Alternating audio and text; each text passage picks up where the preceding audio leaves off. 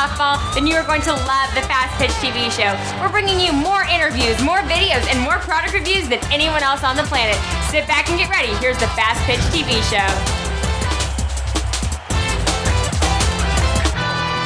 Hello and welcome to another episode of the Fastpitch TV show. Now every week I tell you, if you found our show on Facebook, YouTube, or another video sharing site, to please check out our website, which is fastpitch.tv, because it's the place to find all of our past episodes and the place to keep up with our future episodes too.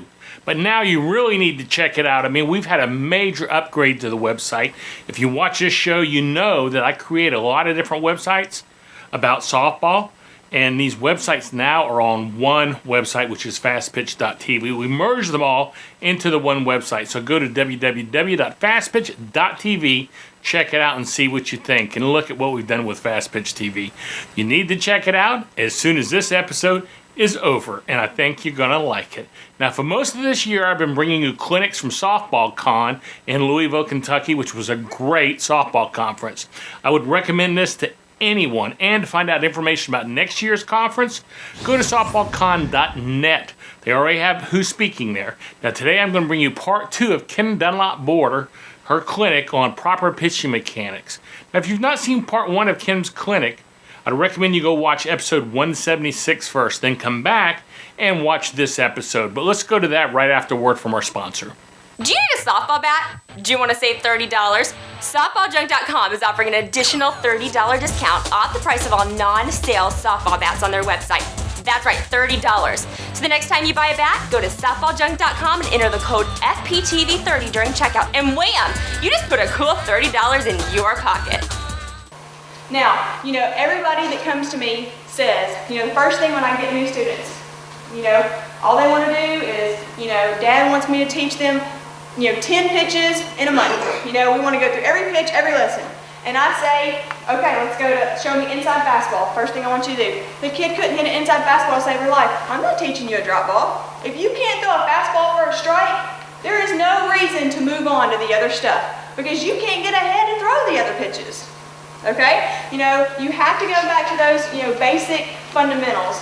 A couple of the drills that I do for target work.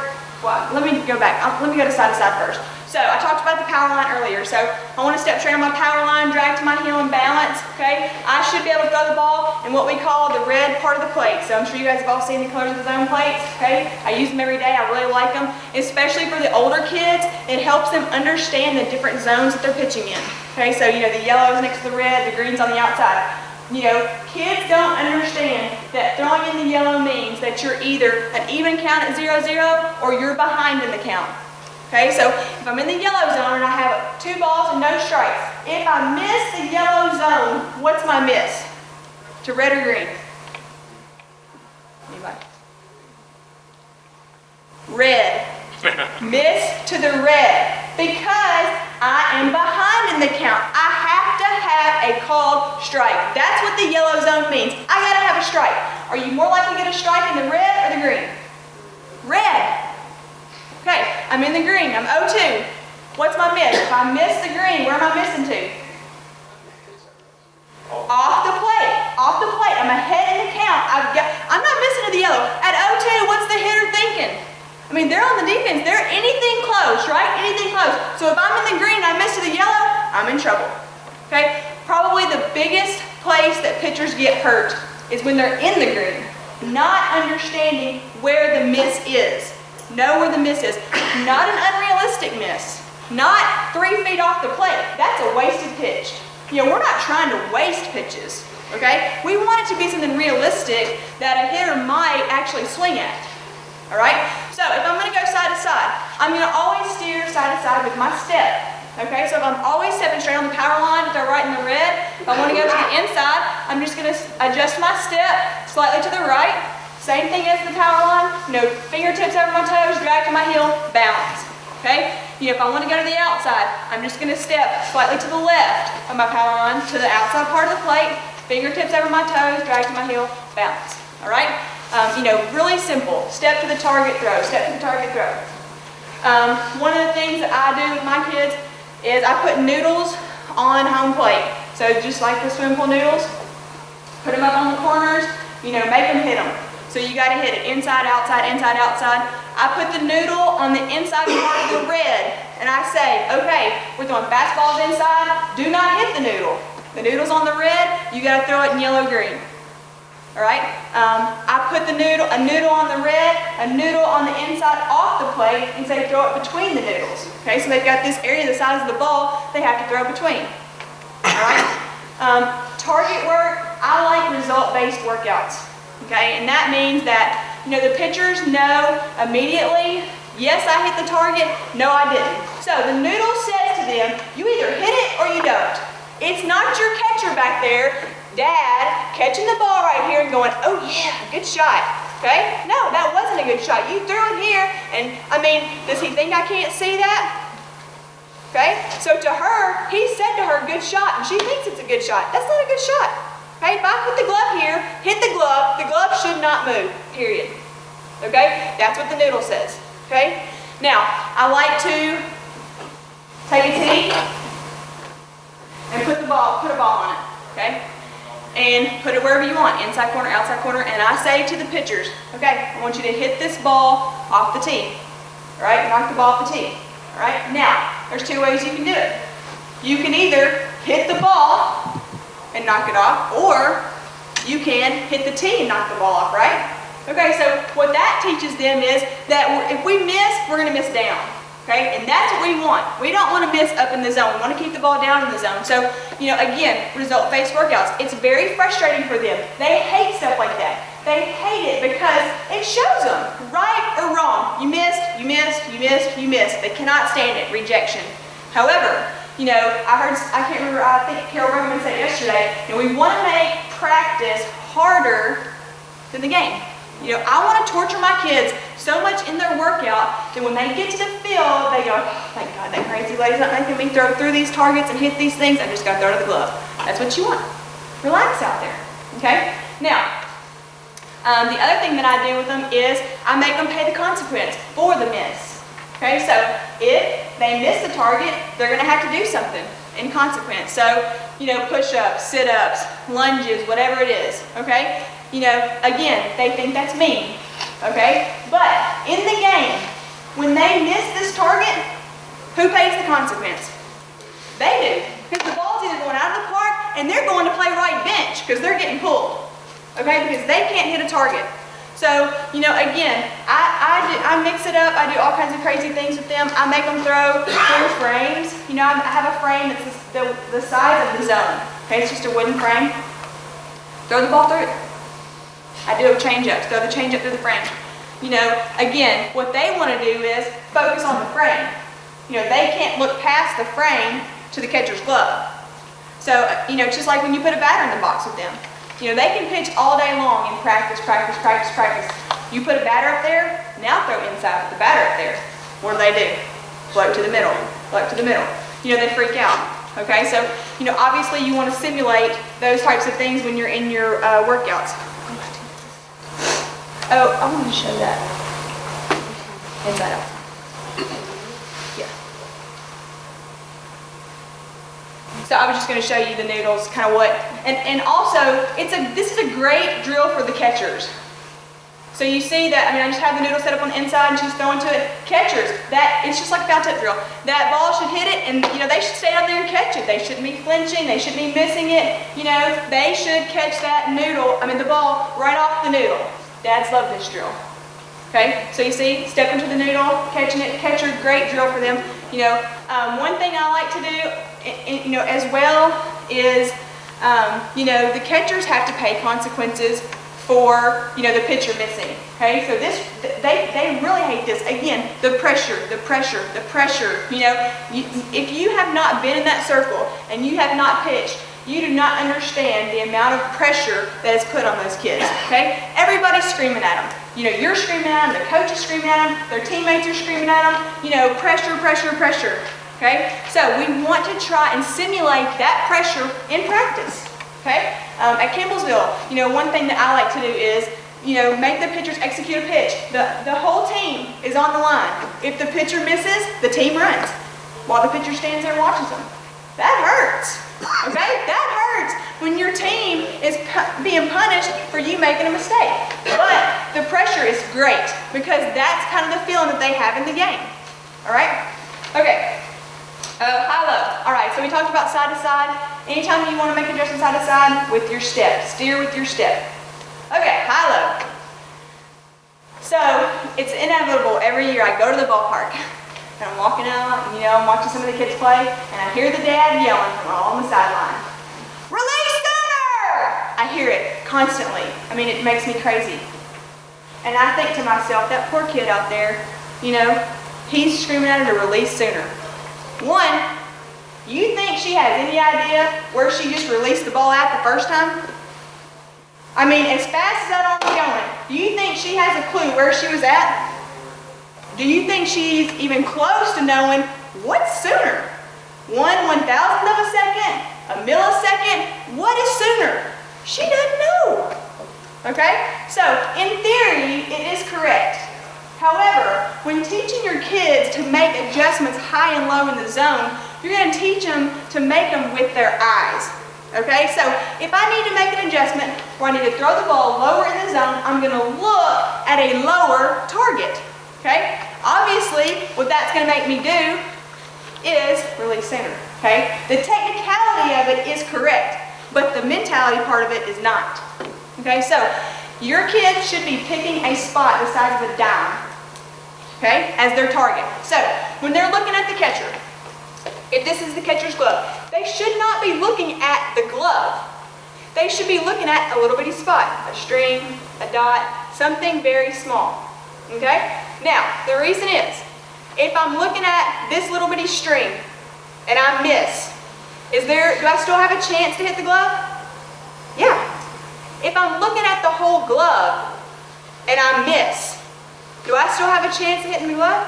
No way. Okay? No way. So, if I'm looking at this little bitty string and I miss high, I'm going to look down here, just maybe to this string. Okay? And when I look at this new spot, I'm going to try and hit that new spot. Okay? So, anytime that you're talking to your kids about high and low in the zone, obviously, kids throwing high is common. Okay? So, we want them to really work on focusing lower at targets. Okay? And like I said, the technicality is the release point, obviously, but it's just not realistic. Okay? All right. So I talked a little bit earlier about, in the off season, we're working on speed and power. We've got to get faster. We want to throw the ball harder. So obviously the very first thing we're going to do is break those mechanics down. We're going to shoot a video, just make sure that everything's right. Now, from there, we're going to go to some, power workouts, so some speed workouts. So there's a lot of things that you can do to get faster. Obviously, the weight room stronger, is one. The other one is, trying to incorporate more of the power move with your legs. Okay? So that does not mean stride further. Further stride does not necessarily mean faster. Okay? Further stride might mean closer to the batter, but if they're striding out there further and this back leg is staying back here, it's not going to be faster, it's going to be slower. Okay? That's the thing. If you want your kids to stride further, you have to teach them to bring this back leg with them. Because if they land and they look like this back leg is never going to get in the pitch. It's going to stay right back here. Okay? So if you want your kids to stride further, you have to teach them to glide with this back foot. Okay? Now, the first drill she's going to do is called a 1-to-1 drill. So you're going to start with all your weight on your right foot. This right knee should be flexed. You're going to drive yourself out there, pitch, drag, stand up on the left leg and balance. Okay, so it's just the next drill in the progression of the balance on the left leg. So what you want is when your kids start, this right leg has got to be flexed. So the purpose of the drill is to get them to feel what it feels like to load all this weight in this leg and drive yourself out, okay, and still stay balanced at the end. So again, the power move here. Okay, being more explosive with your legs, being more powerful, not necessarily the further stride. Okay? The next one is, again, they're going to start on their right leg. It's called a hop, hop, hop. So they're going to hop once, hop twice, and then throw. So we are trying to create a little momentum. We are trying to stay balanced with our core and hop in a straight line. usually the kids love this. Okay, they feel fast, they feel explosive, but again, it's getting them to get that feel of when their legs hit that nail right here, that I'm taking this right leg and I'm really going to explode, off the mound with it.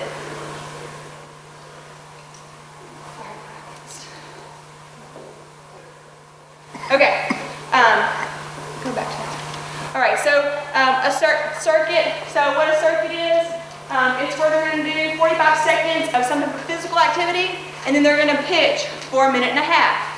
Okay, now you can vary this however you want. I love these workouts. It whips them, okay? But it teaches them to be able to throw when they're fatigued, when they're tired, okay? Obviously, mentally, that's hard, okay? But again, they're going to be tired.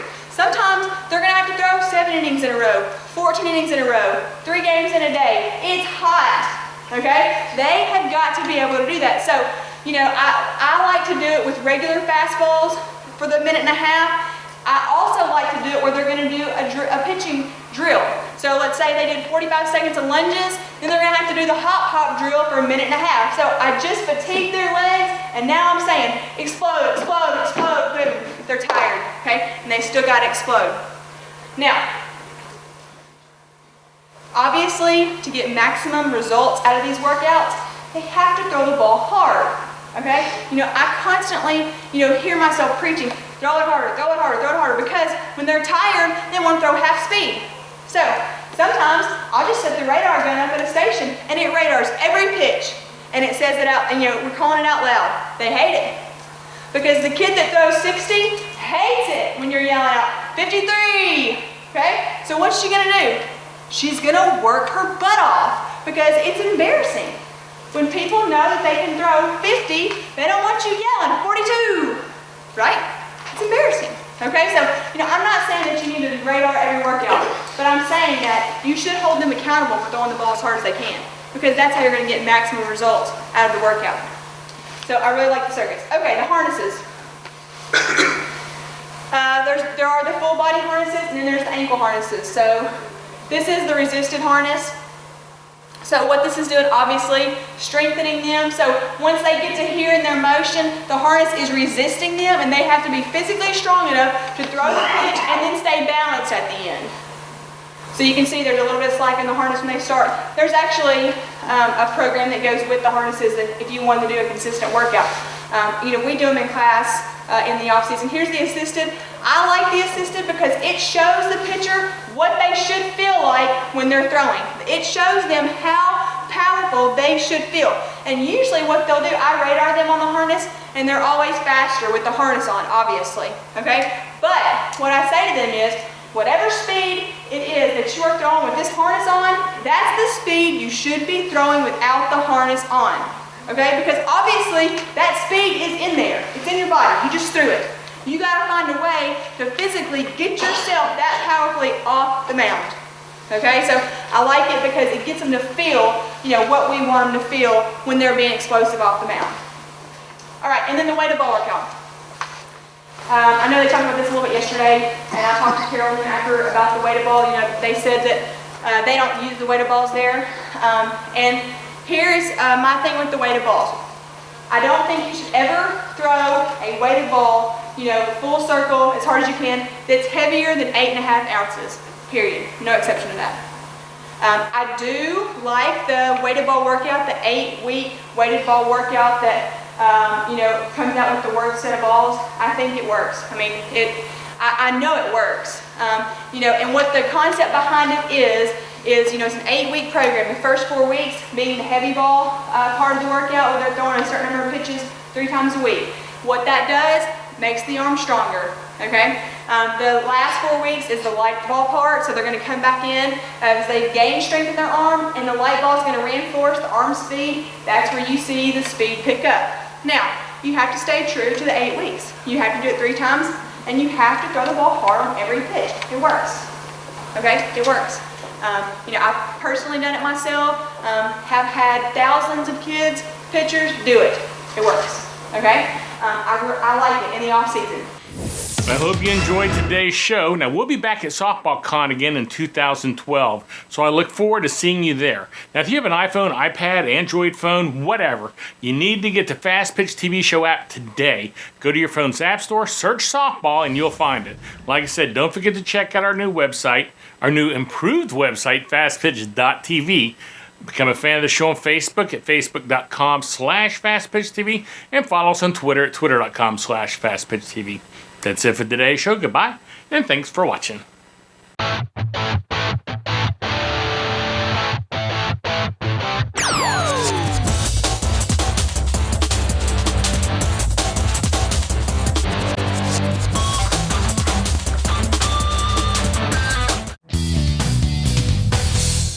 This show is a member of the Fastpitch TV network.